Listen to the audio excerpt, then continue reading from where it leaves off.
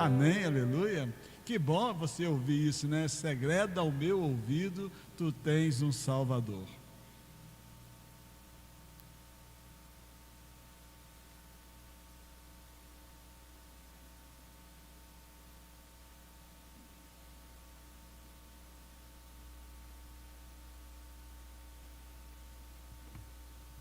Vamos orar, amados. Vamos elevar a nossa mente ao Senhor nessa noite, pedindo a Ele graça, misericórdia, para entendermos as Escrituras, como acabamos de cantar, para entendermos a vontade de Deus na minha vida e na sua vida, amém?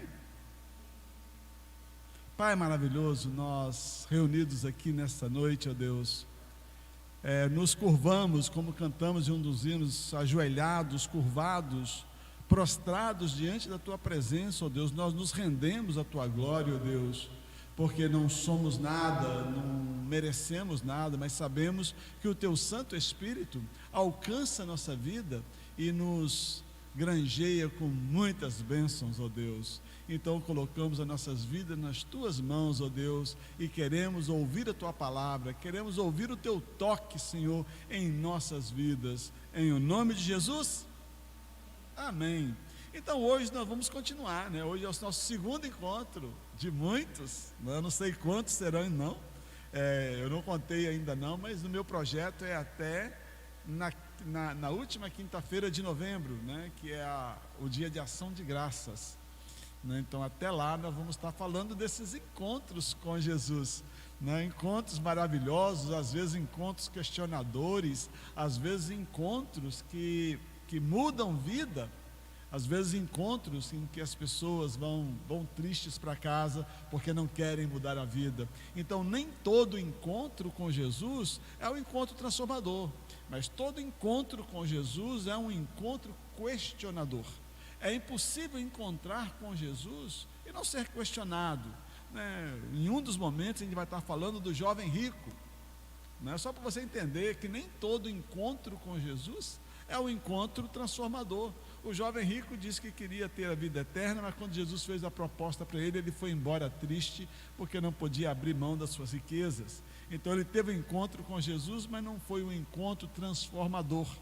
Então nem todo encontro com Jesus é um encontro transformador, mas uma coisa tem: todo encontro com Jesus é um encontro questionador. Ele não vai deixar a tua vida do mesmo jeito, ele vai mexer, ele vai lhe questionar, mas ele não vai mexer na tua liberdade, meu irmão. Ele não vai mexer na sua capacidade de decidir a tua vida, amém? Ele vai lhe fazer um convite, ele vai lhe convidar, ele vai dizer assim: olha, esse é o caminho, vem aqui que esse é o lugar bom. Mas ele não vai invadir a tua vida, ele não vai entrar na tua história sem que você diga assim: vem Espírito de Deus, amém? Sem dizer: vem Espírito, entra na minha vida. Sem essa coisa, Deus vai lhe respeitar. Ele é Deus, ele poderia fazer tudo diferente, mas ele respeita a tua história, ele respeita a tua experiência e a tua decisão. Hoje nós continuamos, né? No domingo, na quinta-feira passada, nós falamos sobre o encontro com Nicodemos, né? Foi o encontro com o cético, né? Um encontro com aquele que não acreditava em nada, e acabou, nesse encontro houve transformação, né? E ele acabou mudando de vida e entendendo. Natanael, isso, perdão, eu falei o que mesmo? É hoje que é Nicodemos. Eu já entreguei o ouro. Olha que coisa, Jesus, né? Foi Natanael. Perdão, me ajuda. Ainda bem que eu tenho um grupo de ajudantes aqui, né? Amados, então hoje é capítulo 3 do Evangelho de João. Não fiz de propósito não, eu errei mesmo, né? Equivoquei-me mesmo, de verdade. Vamos ler as Escrituras Sagradas. Abra aí a tua Bíblia, Evangelho de João, capítulo 3, do verso 1 em diante, e nós vamos ver uma proposta hoje, que normalmente quando a gente lê a história do Nicodemos, a gente lê só parte dela. Então eu quero ler até o verso 21, porque até o verso 21 ainda é Jesus respondendo a Nicodemos. A questão é que na nossa tradição nós separamos a partir do verso 16, né? João 3,16 a gente gravou, porque Deus amou o mundo de tal maneira que deu o seu Filho unigênito para todo aquele que nele crê, não pereça, mas tenha vida eterna. Acho que é o versículo mais bem decorado depois do Salmo 23, né? Tá certo? Mas esse verso 16 ainda faz parte da resposta de Jesus a Nicodemos. Então vamos ler as Sagradas Escrituras, acompanhem comigo. Havia entre os fariseus um homem chamado Nicodemos, um dos principais dos judeus. Este, de noite, que hora que ele foi? De noite, né? Foi ter com Jesus e lhe disse: Rabi, sabemos que és mestre vindo da parte de Deus, porque ninguém pode fazer estes sinais que tu fazes, se Deus não estiver com ele. A isto respondeu Jesus: em verdade te digo, se alguém não nascer de novo, não pode ver o reino de Deus. Perguntou-lhe Nicodemos: como pode um homem nascer sendo velho? Pode porventura voltar ao ventre materno e nascer segunda vez? Respondeu Jesus: em verdade te digo, quem não nascer da água e do Espírito não pode entrar no reino de Deus. Quem é nascido da carne é carne, e o que é nascido do Espírito é Espírito. Não te admires eu te dizer, importa-vos nascer de novo. O vento sopra onde quer, ouves a sua voz, mas não sabes de onde vem, nem para onde vai. Assim é todo que é nascido do Espírito. Então lhe perguntou Nicodemos: como pode suceder isso? Acudiu Jesus: tu és mestre em Israel e não compreende essas coisas? Em verdade te digo que nós dizemos o que sabemos e testificamos o que temos visto, contudo, não aceitais o nosso testemunho. Se tratando das coisas terrenas, não me credes, como crereis se vos falar das celestiais? Ora, ninguém subiu ao céu, senão aquele que de lá desceu, a saber, o Filho do Homem, que está no céu. De modo que Moisés levantou a serpente no deserto, assim importa que o Filho do Homem seja levantado, para que todo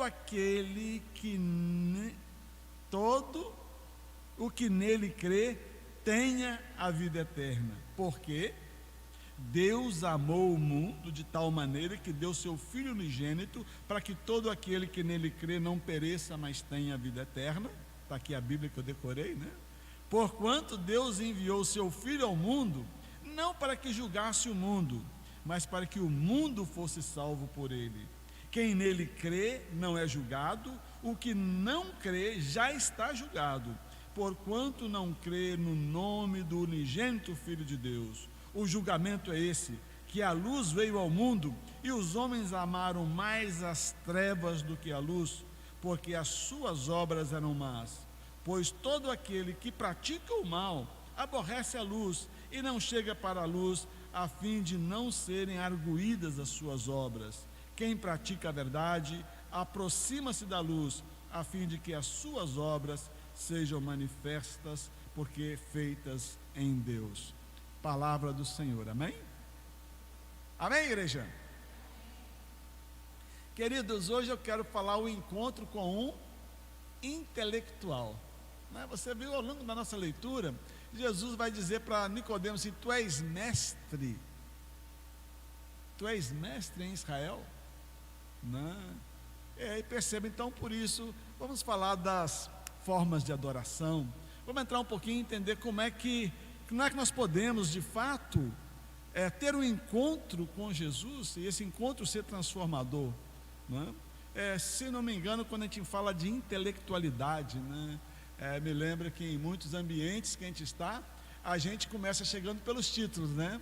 A primeira pergunta: quem é você? Eu sou doutor nisso, eu sou formado naquilo, ou eu tenho tal experiência, ou seja, nós somos avaliados por aquilo que conhecemos, pelos nossos conhecimentos, né? E me parece que o Nicodemos, ele é um judeu exemplar, estudou a lei todinha. Me parece que ao longo do texto que vão aparecendo em outras situações, ele é um fariseu, ele é alguém que é cumpridor da lei. Se lembra que para ser fariseu, tem uma dinâmica muito forte da adoração, da espiritualidade farisaica, é uma espiritualidade muito forte. Ele faz jejum 2 vezes a 3 vezes por semana. Normalmente o fariseu fazia jejum na terça, na quinta e nas festas do sábado. Quer dizer, então era alguém bem crente. Um fariseu, ele fazia orações 3 vezes ao dia.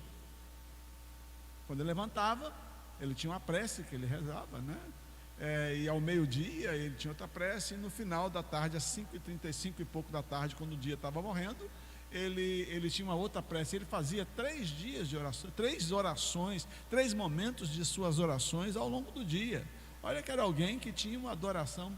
Ele sabia recitar, como bom fariseu, ele sabia recitar quase todo o livro de Salmos, ele sabia recitar quase toda a lei, né? Então, ou seja, é alguém que é baseado no conhecimento. Talvez você conheça alguém assim, né? Nós tivemos um visitante, né? Não, Erivan? Nós tivemos um visitante aqui, o nome dele... Não vou falar o nome dele, não. Um visitante esteve por aqui pela igreja, né? E ele veio aqui. Eu conheci ele pela primeira vez quando ele veio aqui na igreja, na porta da igreja, né? E normalmente ele vem muito alcoolizado, né? Normalmente, né, ele só vem alcoolizado, né, não, Erivan? Ele só vem aqui na porta da igreja quando ele está melado, né? Mas melado mesmo, como diz na minha terra, é que nem gambá, né? Não sei se gambá bebe não, mas vem bem melado. Mas ele sabe a Bíblia. Ele recita textos e textos bíblicos imensos, todos de cor. Mas pastor, em tal texto assim, diz isso.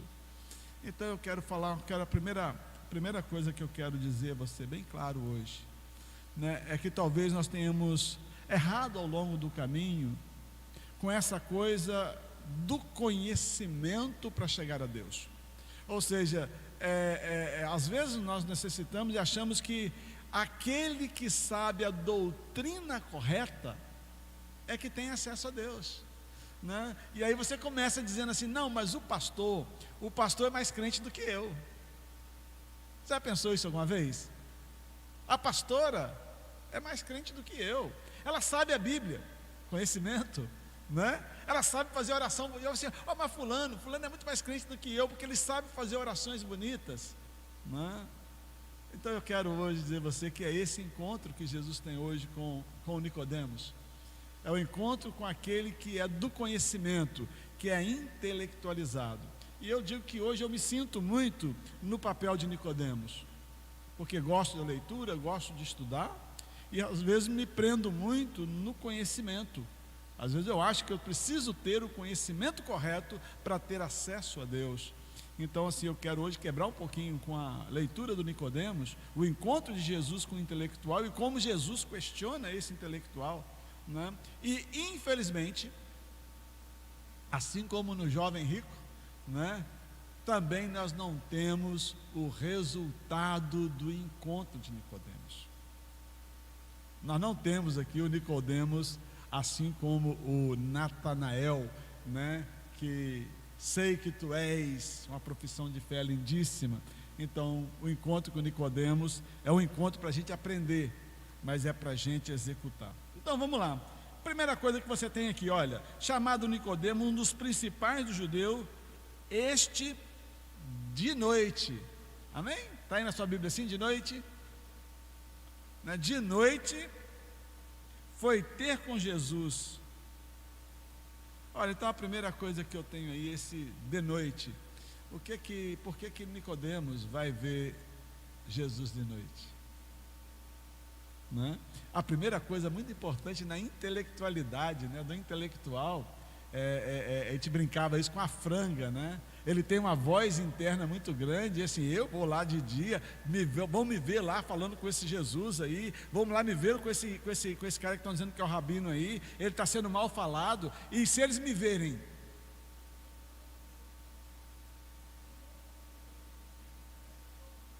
queimou o filme dele, né? Já pensou? Quantas vezes você já desceu? Você mesmo aí, eu estou falando com você mesmo. Quantas vezes você já deixou de fazer alguma coisa assim? Mas o pessoal vai falar isso assim, assim de mim. Quantas vezes você já deixou de fazer uma oração no ambiente em que você estava, porque você estava preocupado com o que os outros iam dizer? Quantas vezes você já deixou de cantar uma música na igreja, ou de ler um texto bíblico, ou de fazer uma oração na igreja, porque você está preocupado com o que os outros vão dizer? Está aí a primeira coisa da intelectualidade. Quanto mais conhecimento, quanto mais intelectual o indivíduo é, maior é a franga. Maior é a voz interna, maior é esse diálogo interno, né? Então, o primeiro impedimento, a primeira nuance que eu quero falar do conhecimento, é que quando a gente se baseia no conhecimento, a razão, ou aquilo que está entre aspas, entre a razão, vai nos ativar a voz interna e vai dizer assim, não, mas que vergonha que você está fazendo aí, olha que coisa feia, né? A outra coisa que vai no conhecimento aí com a voz interna, é quando você fala alguma coisa, você faz e acha que naquela hora foi até muito bem, mas depois de um tempo, isso já aconteceu com você? Depois de um tempo parece que acende uma luz, né? Assim, meu Deus, como é que eu fiz isso? Jesus, que vergonha, como é que eu vou olhar aquela pessoa de novo? Né? E aí um dia você encontra aquela mesma pessoa e ela diz para você assim, irmão, mas foi uma bênção aquilo que você falou, foi uma revelação de Deus. Aí você diz assim, ufa, eu nem achava isso, olha. Então a primeira dimensão do encontro com Jesus, com a intelectualidade, com o conhecimento, é a quebra desse conhecimento, é a mudança para a obediência naquilo que Jesus quer na tua vida e não naquilo que os outros vão avaliar sobre você. Então o primeiro desafio. Uma outra coisa, nós não vamos lá ver não, mas se você quiser pular aí, lá no capítulo 13 do Evangelho de João, não é? Quando Judas... Não sei se nós vamos falar de Judas não, viu? Né? Mas quando Judas está na ceia com Jesus, e Jesus serve, Senhor, quem vai me trair? Senhor, quem vai me trair? Aí ele diz assim, aquele a quem eu der o pão molhado. Na verdade, nenhum deles, né, ficou sabendo quem é que Jesus era o traidor. E daí um pouquinho Judas, o texto vai dizer que Judas vai sair, e vai estar escrito lá, e era noite. Depois você vai lá no capítulo 13 da Evangelho, mas e era noite. Me parece que as trevas, que a noite, né, ela esconde, ela diz as coisas assim, né? Me parece que o dia, e você vai ter essa dinâmica ao longo do Evangelho de João todinho, entre a luz e as trevas, como escuridão, como aquilo que não faz, né? Diz um ditado na minha terra, eu acho que aqui também, né? De noite todos os gatos são pardos. É uma história interessante. Então a primeira coisa da intelectualidade é que o diálogo interno é forte. A proposta de Jesus vai ser, ele vai ter uma proposta de solução para isso interessante. Então ele começa com a segunda coisa, como todo intelectual, né, ele precisa ratificar o seu conhecimento. Não sei, a Deusanira foi professora há muitos anos, né? Não sei qual é o nível dos alunos dela, mas na faculdade normalmente tem aquele aluno em que ele pede para fazer uma pergunta, na verdade ele não faz pergunta nenhuma, ele afirma meia hora daquilo que ele sabe sobre o assunto, né? Mas pergunta mesmo, ele não faz nenhuma. E me parece, então o Nicodemos começa dizendo aqui, olha, Rabi, mestre, sabemos que és mestre vindo da parte de Deus, porque ninguém pode fazer esses sinais que tu fazes, se Deus não estiver com ele. Profissão, fala correta. Pense que o Nicodemos falou corretíssimo.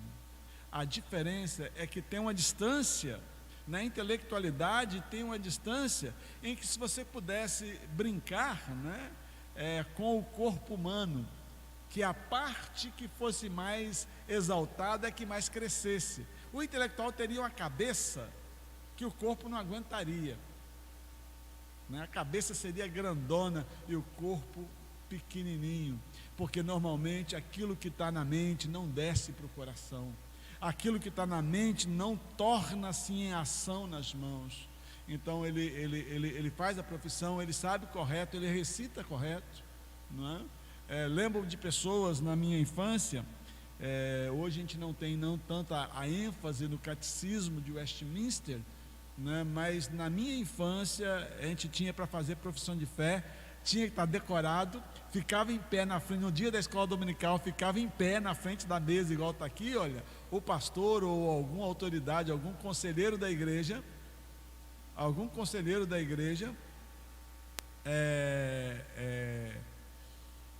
tomando os pontos para você saber se realmente você sabia esse negócio. Então ele faz assim, e aí Jesus faz uma proposta para ele, né? Verso 3: em verdade te digo, se alguém não nascer de novo,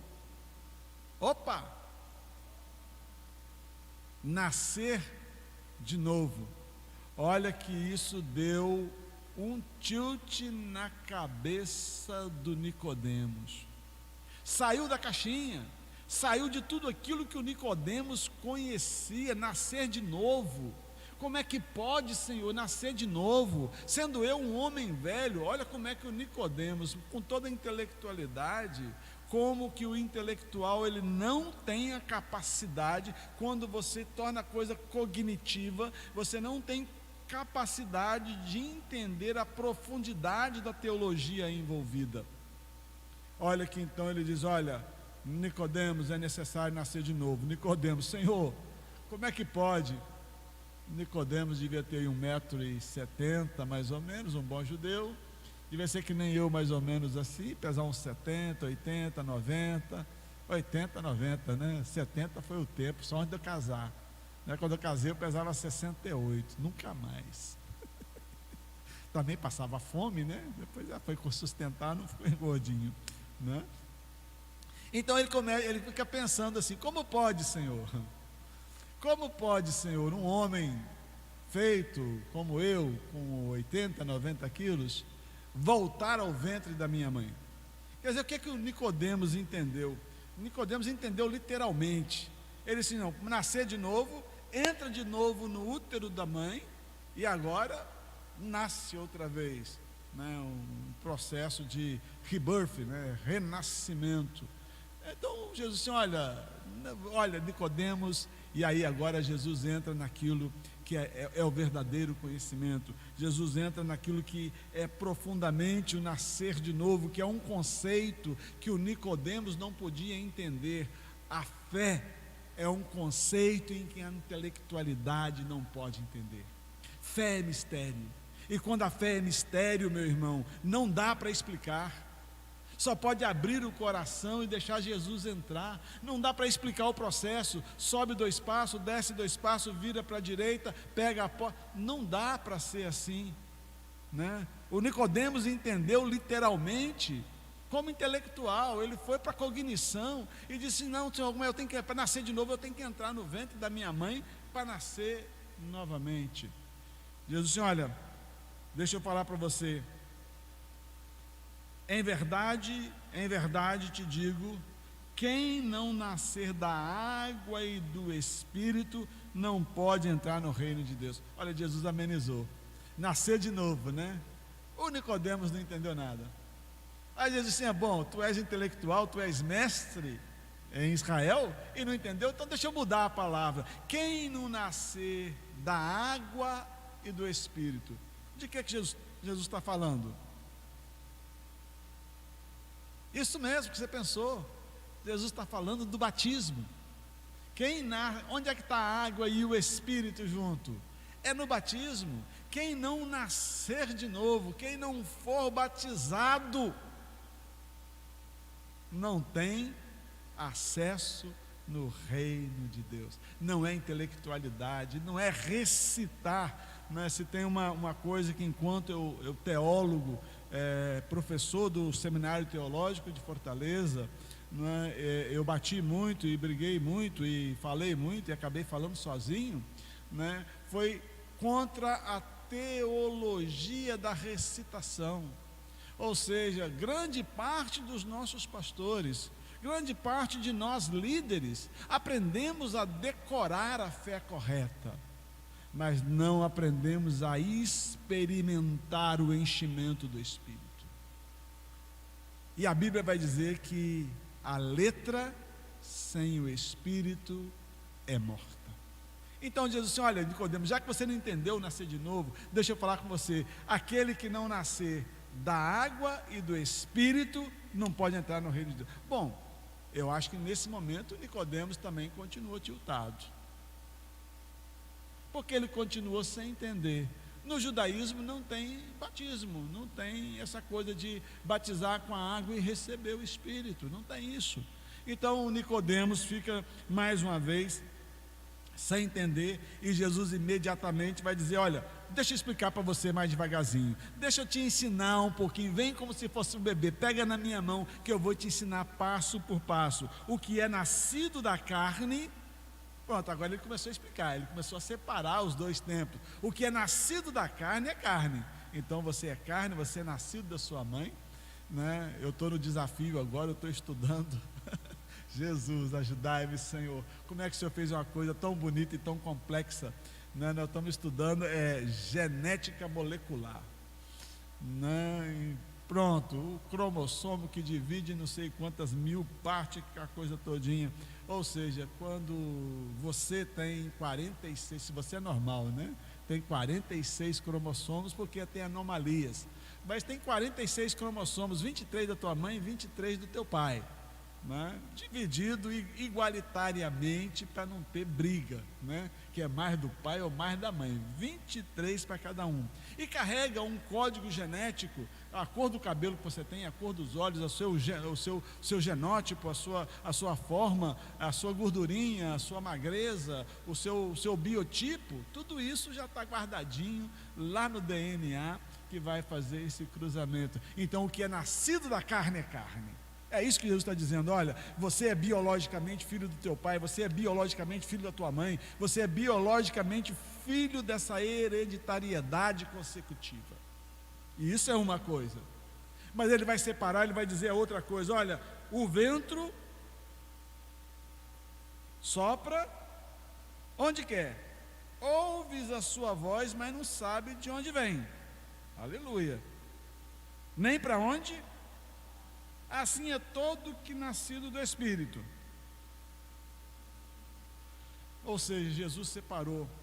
E aqui tem uma teologia profundíssima, né? Se você, como eu, quer extrapolar, né? Quer ir além e fazer teologia em vez de recitar teologia, aqui está uma maneira que Jesus está dizendo para Nicodemos: ó, separe, Nicodemos, você é filho da tua mãe, vai carregar tua carga genética até a morte, e teus filhos vão continuar carregando a tua hereditariedade, mas o que é nascido do Espírito é Espírito. Amados, o que é nascido do Espírito não é filho do teu pai nem da tua mãe. Quem é nascido do Espírito é filho de quem? Filho de Deus. Filho de Deus. Ah, você agora tem o DNA de quem? Né? Qual é o DNA que você está carregando espiritual agora? O DNA de Deus.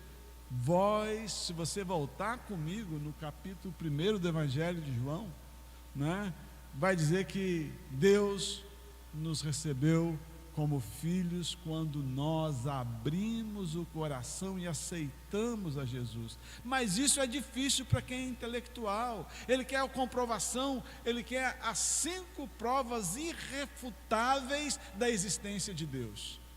Ele quer as 10 provas inquestionáveis de que o Espírito Santo está entre nós. Amados, não é aí.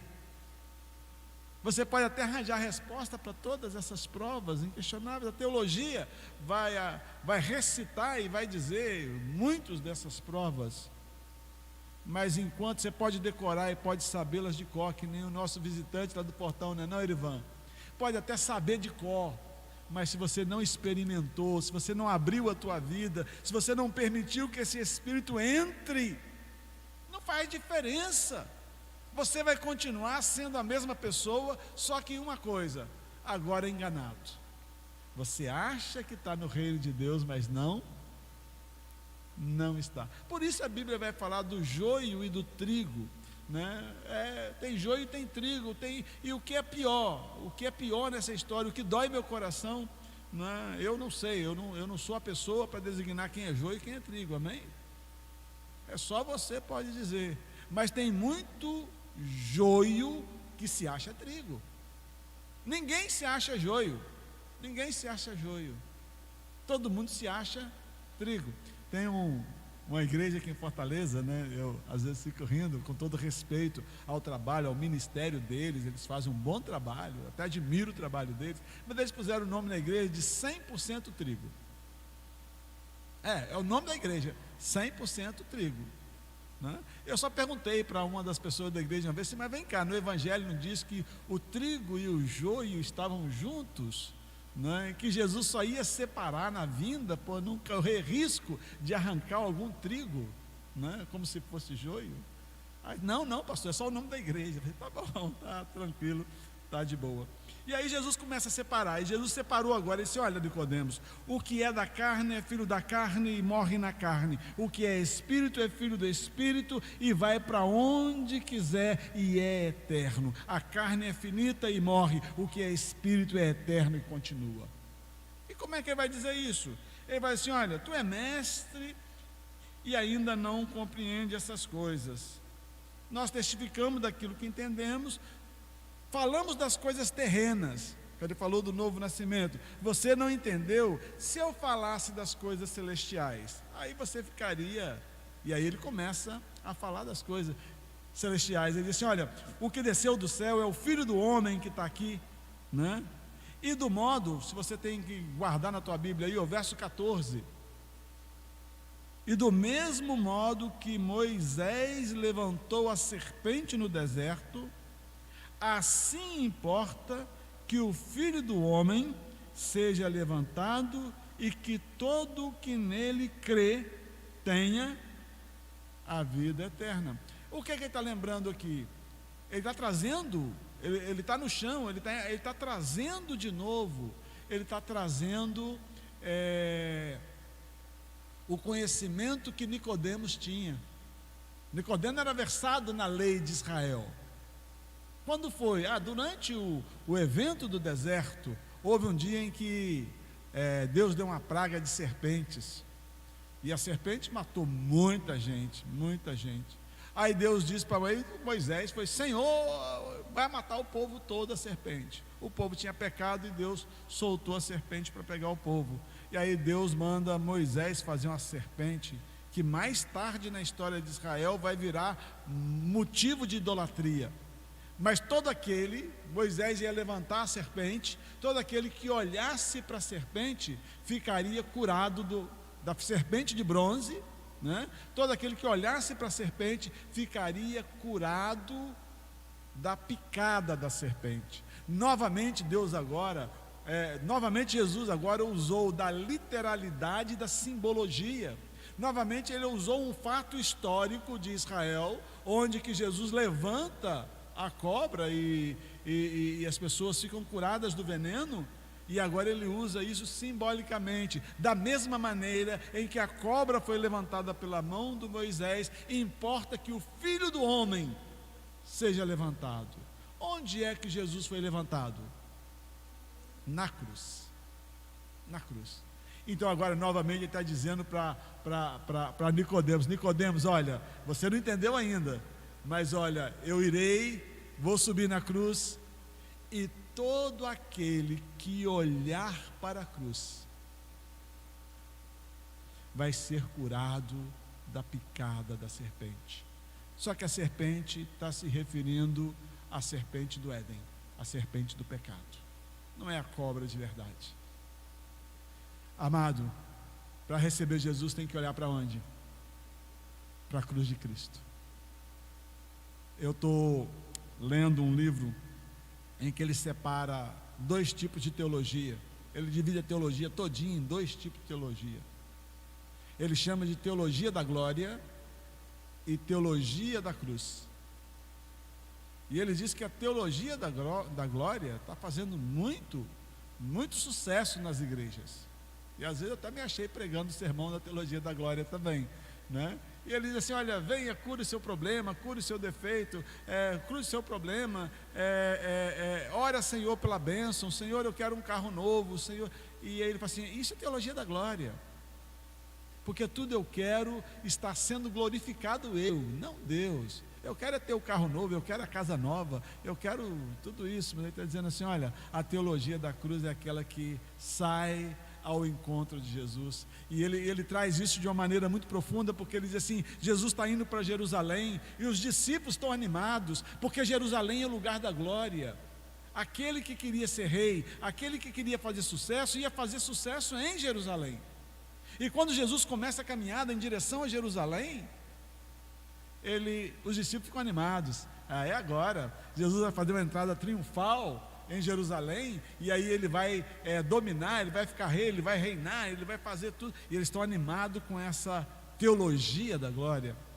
E aí Jesus começa a botar água fria, né? Olha, na verdade nós vamos chegar, o Filho do Homem vai ser entregue. E aí começou até o ponto em que Pedro disse: Senhor, não faz isso não vai para lá não, arreda-te de mim, Satã, porque não cogitas das coisas de Deus.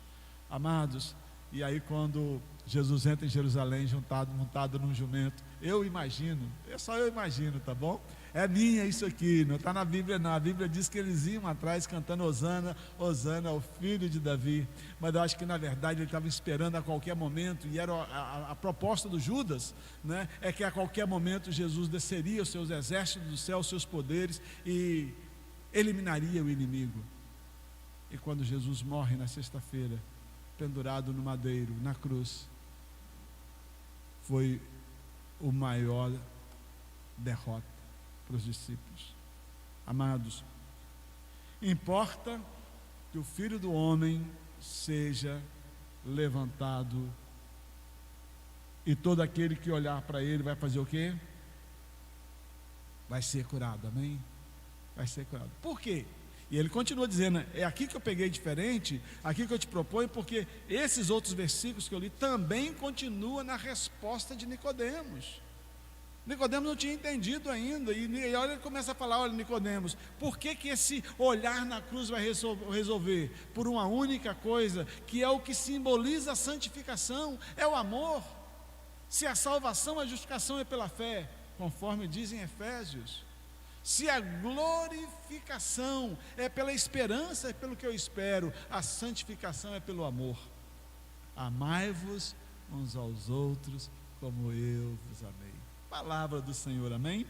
E ele disse: olha, vamos falar desse amor. Deus amou, olha, Nicodemos, o negócio é o seguinte: Deus amou tanto o mundo, de tal maneira, tão profundo, que ele deu seu Filho unigênito. Olha que ainda Jesus não morreu. Jesus está falando isso, mas ele ainda não chegou na cruz. Mas ele já está dizendo num tempo profético: porque Deus deu teu Filho unigênito, para que todo aquele que nele crê não pereça, mas tenha vida.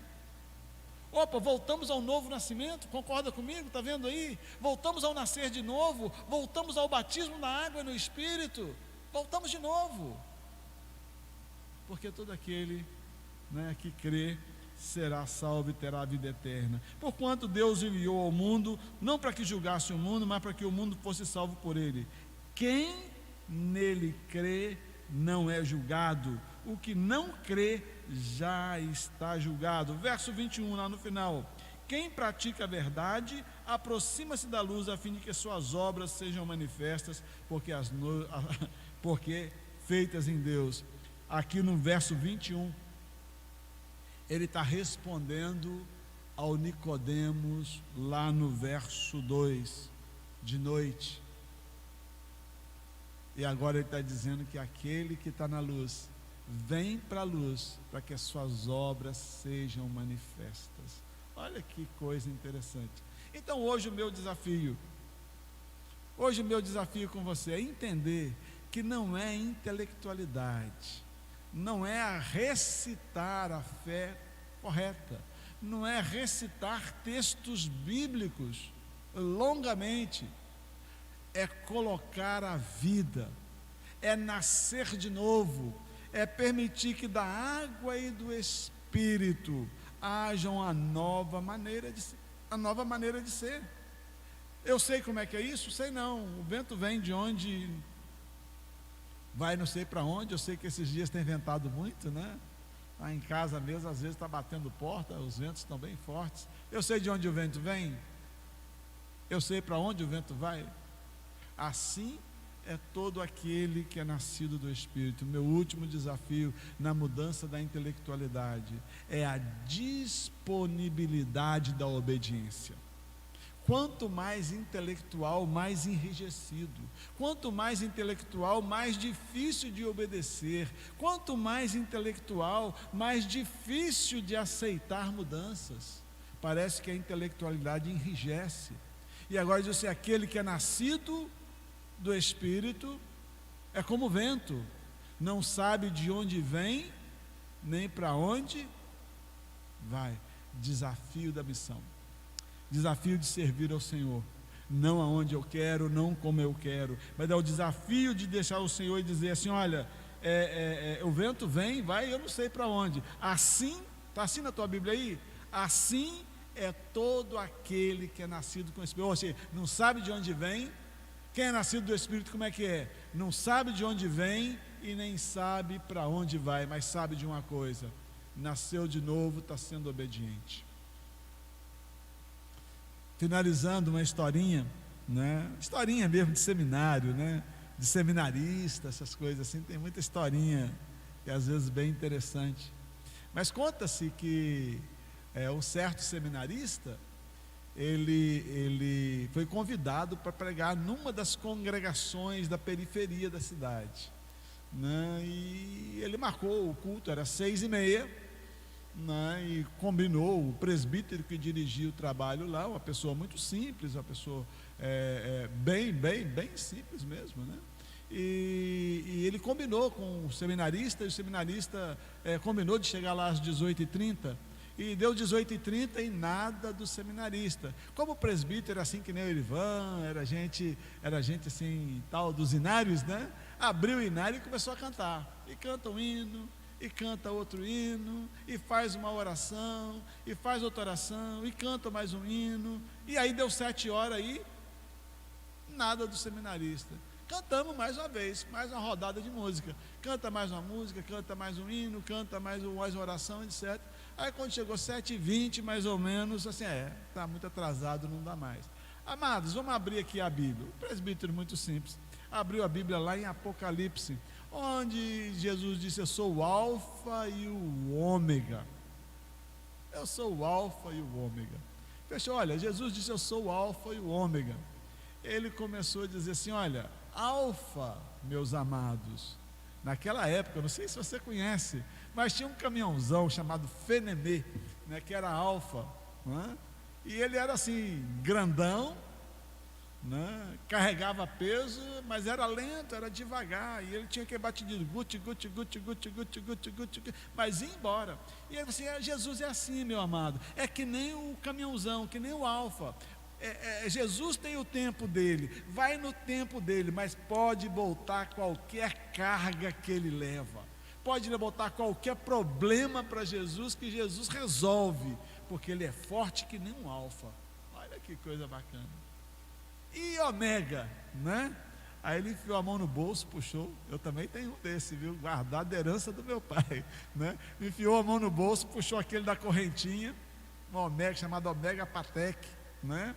Um relojão daquele bonito, e disse assim: ó, ômega, foi do meu bisavô e até hoje não atrasou nem um segundo. Assim é Jesus, ele vem no tempo certo e na hora certa. Olha, como professor de teologia, vou dizer a você que a exegese foi de péssima qualidade, né? O texto alfa e ômega não quer dizer nada disso que ele falou, nem do caminhão e nem do relógio, mas tem uma coisa que ele acertou em cheio: a teologia prática da vida. Ele só falou verdades do coração. Jesus resolve todos os problemas, Jesus vem no tempo certo e na hora certa. Amados, é essa a dificuldade, ou é esse o momento de vencer a intelectualidade. Tem muita gente que diz: não, eu não vou em tal igreja porque o sermão do pastor é isso, ou porque aqui. Amados, o problema está dentro, é a tua intelectualidade. Então, quais os desafios Jesus colocou? Primeiro, vencer o diálogo interno, amém? Quando ele vai de noite para não ser visto, vencer o diálogo interno. Segunda coisa, mudança, renascimento, nascer de novo. E aí Jesus esmiuçou, porque ele era muito inteligente, mas não entendeu nada. E Jesus explicou de novo e explicou de novo. Na terceira vez, Jesus disse: olha, já que você não entendeu nada, o negócio é o seguinte: tem que nascer da água e do Espírito. E assim, aquele que olhar para a cruz de Cristo vai ser salvo, como Moisés levantou a serpente. Amém, amados? Então hoje nós falamos da intelectualidade. Infelizmente, no nosso personagem de hoje, no Nicodemos, não tem resultado, né? Aí não tem lugar nenhum dizendo que o Nicodemos falou que Jesus era isso ou aquilo, ou que ele aceitou. Porque assim é a intelectualidade. Eu vou pensar, eu vou decidir, depois eu faço, amanhã